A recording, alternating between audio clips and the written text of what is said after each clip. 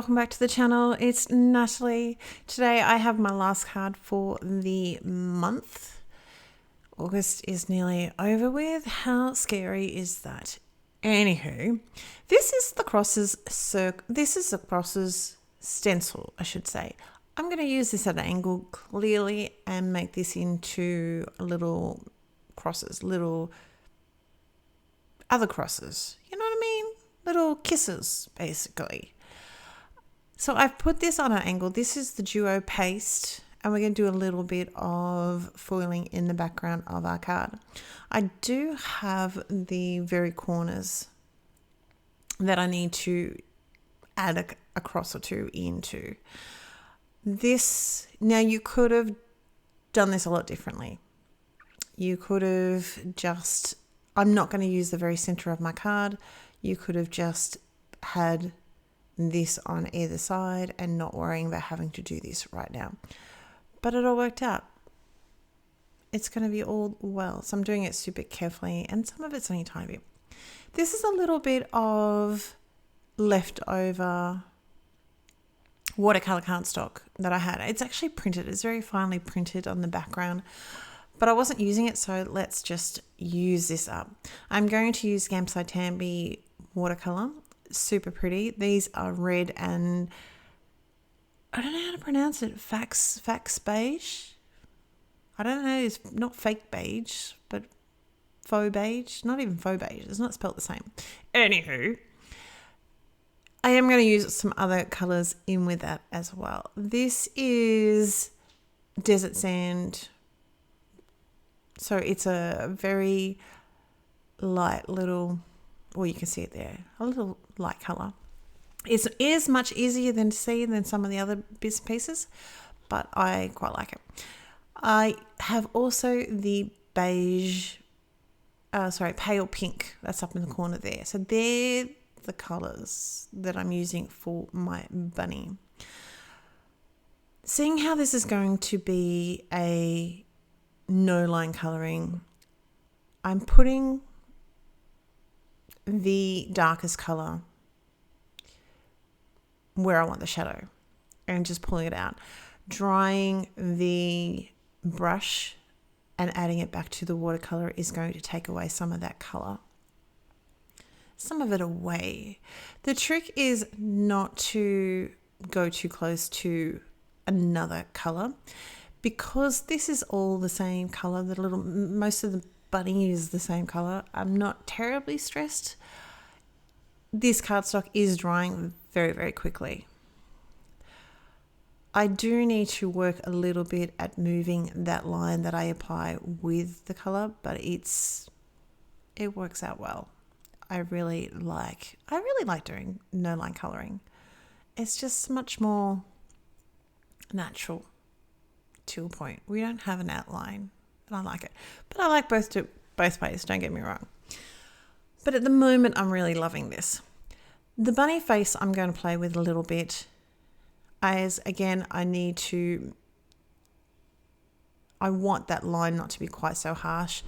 I have taken some of the color because it ran into I went a bit crazy town and I used the brush a little bit too close to the heart, and I had to remove it. And as I said, you remove it by drying off your paintbrush. So I'm just moving that color out from the center and using my paintbrush after I've blotted it off to sort of lighten the face a little bit. Working now down to the feet. So I'm going to keep going with the same technique of adding color into the darkest area, moving it up, blotting it off, keep moving it up until I'm happy, removing any color that needs to, so making sure there's still definition. Dabbing the tissue onto it, a clean tissue. You've got to make sure that you don't have like red or something on it. Will take away some of that color as well. I also give you a little bit of texture depending on how wet. If the cardstock is really wet, you're going to remove a lot of the color. But if it's a little bit dry, you're not going to move as much. My mind just went elsewhere for us suddenly. Then you're not going to move as much So but you give it a little bit of a texture. Working up to his ears now, I'm going to leave the center that's drawn in with the lines. He's so cute, this little guy. I'm going to leave that for the time being. I'm going to add a little bit of a pink onto him, and then I will go over it with a little bit. Well, you just saw there that I added a little bit over of the lightest color. So this pink is not going to be full on pink. It's going to have that little bit of the brown, the beige in it as well. He's almost done. We're going to move over to he's got his little tail. We've still got to do his tail. The tail, I'm going to do very, very lightly. I wanted him to stand out a little bit more. So I'm going to add lights in with him and just move that out. I'm trying, as I said, just to keep him very, very light. I will draw in it has a lot of, like, I don't know what they would really be called, there's lots of little textural lines in there around his ears, almost like twine and string. I would suggest to do that last, draw those in last, because I'm going to put the background. It's not going to be, the ground, I should say, it's not going to be too much of a big deal. If a lot of the beige came out, I would have gone over it a little bit later on once it's all dry, but it's not too bad. But in this sort of situation, if you're going to put a ground in or do any of those finer little works like this here, you do it last thing, just to make sure that the watercolor isn't picked up by something else. The little bit on his tummy, I'm trying to do a line down near that one came out a little bit too dark, so we'll remove some of the color with him. My line for the darkest is going to be underneath the heart, and then I'm going to pull it out and we'll let him sit and dry. So this squiggle right there, I'm going to go over with my grounding color, but it's not going to be too bad. It's just something to be aware of. You want to do these detail things later on. Like once you've done all your colouring, you can then go in and add those extra. I've got the red, which is number 32, and maroon, which is 72.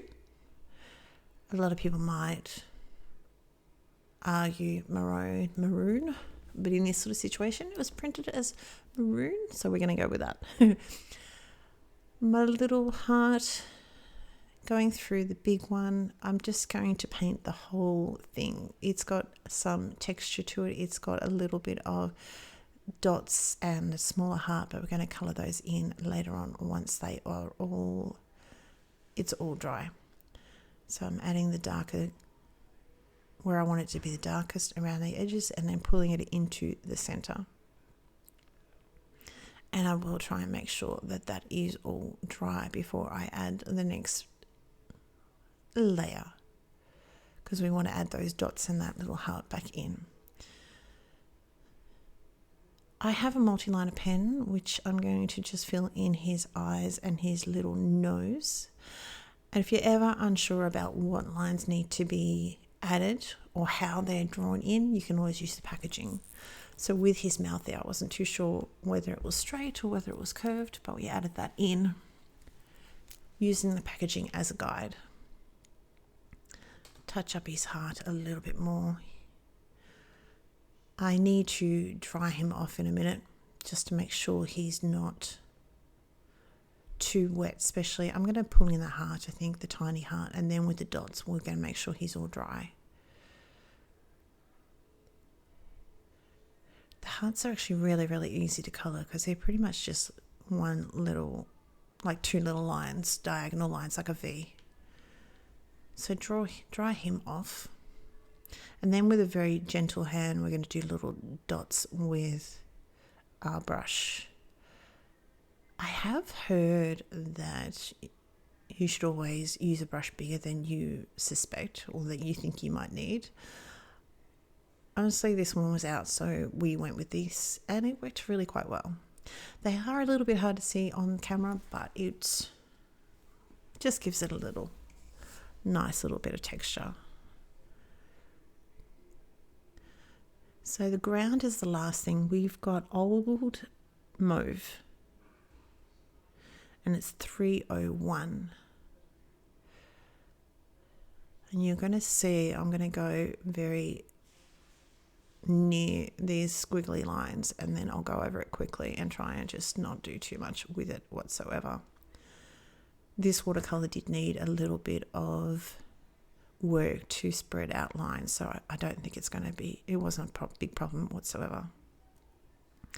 I've trimmed him down. We're going to put glue on the back and then I'm going to use the Sweet Boutique paper range. And on the back of one of these panels was just this nice purple, which brought in the purple from the ground, which I thought was really lovely. This jewel paste is now tacky, so it's sort of dry. So I've got this opal foil. I'm going to trim him off.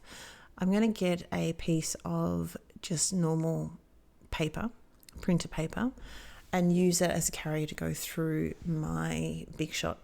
Mostly because one of my panels on my Big Shot is very marked and I just wanted to make sure that nothing was going to sort of mark my cardstock.